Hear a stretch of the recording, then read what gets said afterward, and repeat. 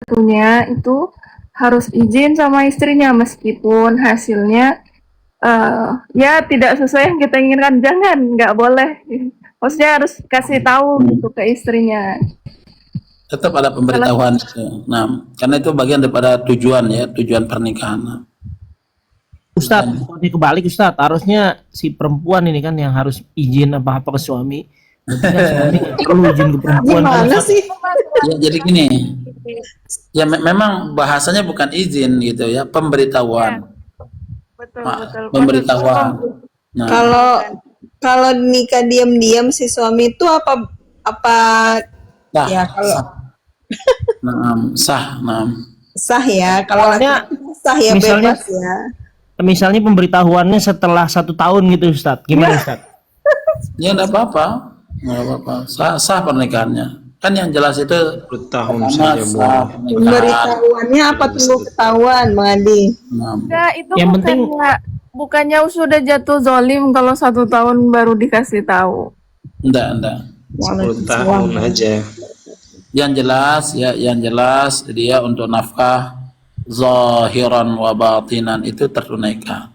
Jangan sampai diam 1 tahun tidak ada nafkah zahiran wa batinan. Nah, Tapi di situ ada kebohongan kan Ustaz? Nah, itu dia.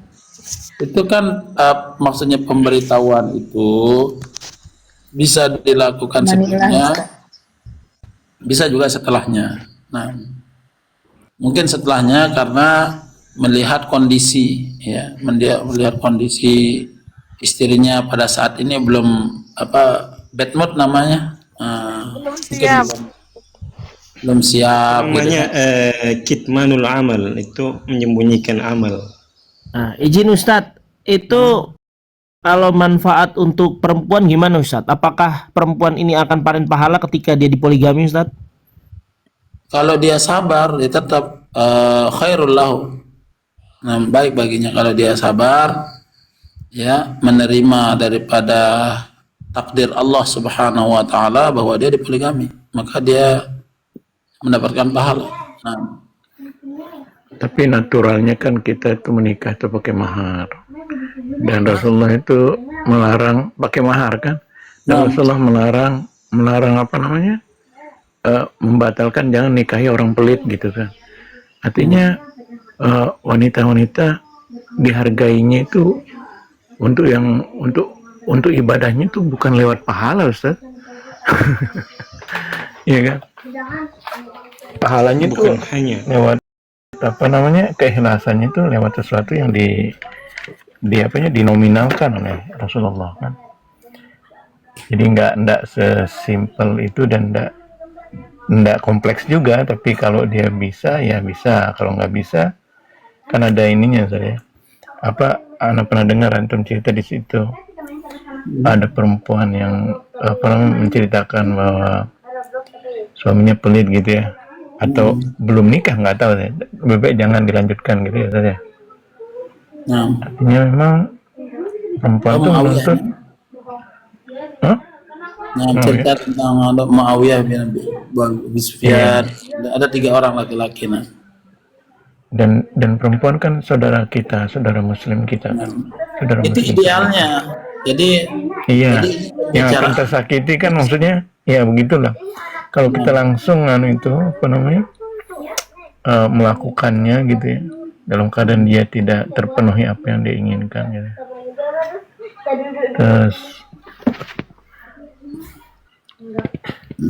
Ustadz, apa benar kita memilih perempuan tuh ada dalil yang mengatakan pilih dari hartanya, dari cantiknya, dari keturunannya? Nah, betul. Tungkahul boleh mar'ah. Ustadz kita nyari untuk istri kedua yang seperti itu Ustadz? Boleh, yang lengkap alhamdulillah. cuman Nabi SAW katakan farfat bidatid din taribat yadak. Pilih yang memiliki agama, niscaya engkau akan bahagia.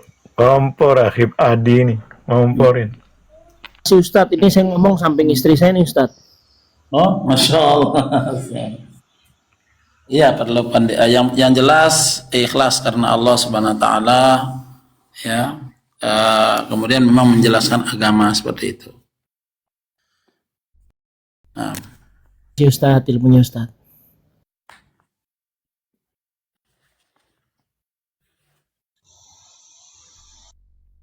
ya kalau ada istri antum di samping antum gini, anak kasih rahasia supaya suami tidak nikah lagi.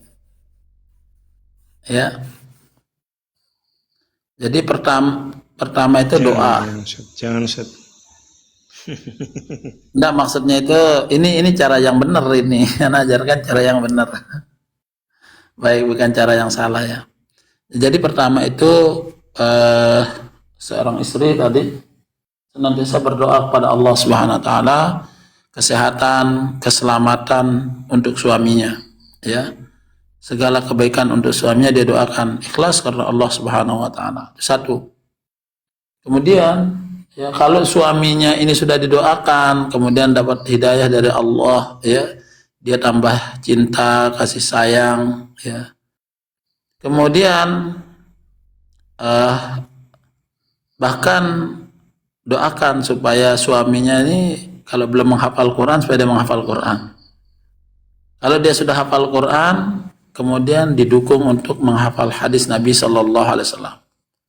Jadi kepala ini tidak sibuk dia untuk berpoligami, ya, maka dia tersibukkan ke hal yang baik, menuntut ilmu syar'i, ya, karena manusia itu ya hati itu berbolak-balik. Terkadang ketika kita seminggu kita berbicara tentang poligami, maka kita kan menggebu-gebu kepingin berpoligami, ya.